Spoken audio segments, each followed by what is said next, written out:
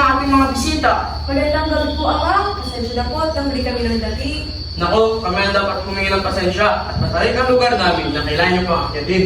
Masaya nga po ako umakit ng bundok. Nakakawid yung mga tanang, nakakatanggal ng pagod. Sadyang madami talagang yaman ng aming lugar. Lalo na napakabilis na ilong chiko. Kaya naman nakakalungkot kung ang aming bundok ay gigibait upang patuyuan ng dam. Kaya nga po kami pumarito kung malaman po ang indagdagan sa usapian. At kaya na rin po malaman namin ang inyong kalagayan. Maraming salamat kung gano'n.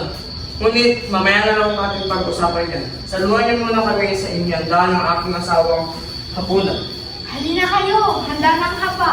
Kumakain ba kayo ng pinitika ng manok at binuwag na maitak? Masarap ang mga ito. Naku, hindi naman pala natrasan kong Tommy Jones ko. Hindi po ba sasalaw yung mga anak? Tatapusin lang nila ang ipon.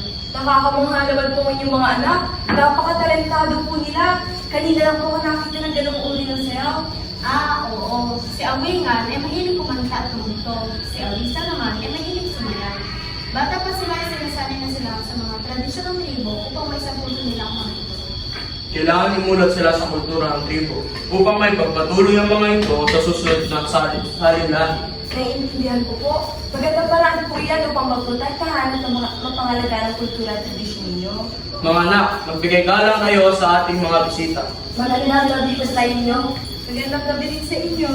Maaari bang magtanong kung anong uri ng liparaw yung ginawa? Ayon pang yata Dodong, ang sayaw na sumisimbolo at nagpapahiwatig ng kaayusan at pagkakasundo ng mga tribo dito sa aming lugar. Sayaw po ng aming lahi upang maging mapayapa ang aming komunidad. Nag-aaral ba kayo? Opo, Manang-manang, sabi sa akin ni Inang ay kaya daw po kayo nagpunta dito para manood ng aming sayaw. Tapos, pwede mapanood ng maraming tao. internet daw yun sabi din ng guru namin. Ha? Oo nga, Mano. Kaya gagalingan ko pa para kapag nakita nila ako sumasayaw, ay sisikat ako, Mano. O ano nga, gagandahan namin ang kuwasan nyo para makita naman yung mga angking galing ninyo.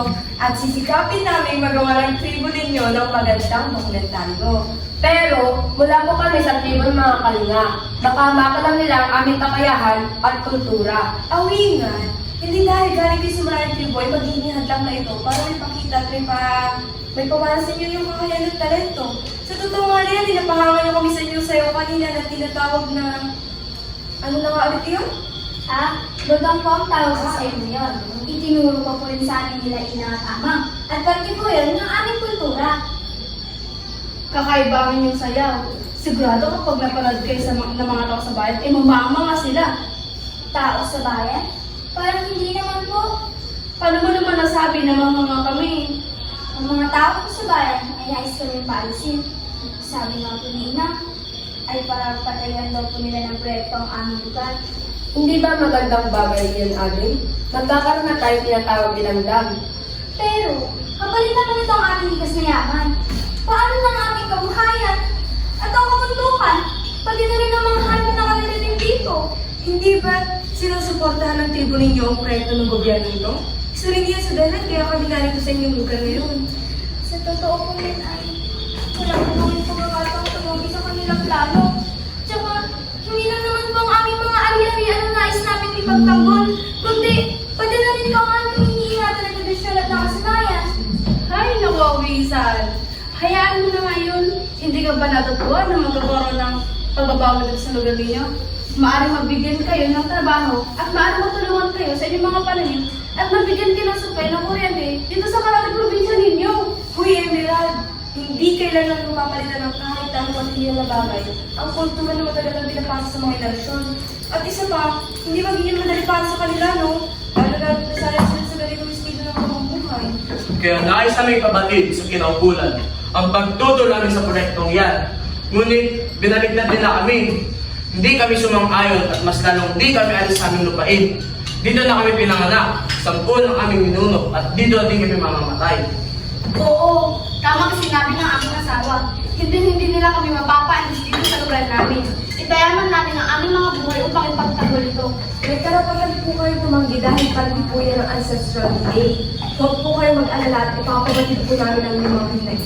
Opo, huwag po kayong matakot at tutulungan po namin kayo. Maraming salamat sa inyong mga anak. Naway pagpalain kayo ni Kabunyan. Walang anuman po. Asahan po na gagawin namin ang lahat ng aming mga kaya upang kayo ay matulungan dito. Kung ganun, tanggapin niyo itong tapoy bilang tanda ng ating kasunduan Maraming salamat po. para sa pagsagip sa aming tahanan at kinabukasan. Oy, ang sarap naman po nitong alak. Marami pa po dyan. Pwede pa ba ako mag-uwi? Oo naman, sadyang para talaga ito sa magagandang pangyayari at okasyon. Espesyal na alak na iyan, ginawa pa ng aming mga tribo. Kung ganun ay, magsaya na tayo. Halika para, tuturuan kita ng aming sayaw ng langit. Nangalan ko po.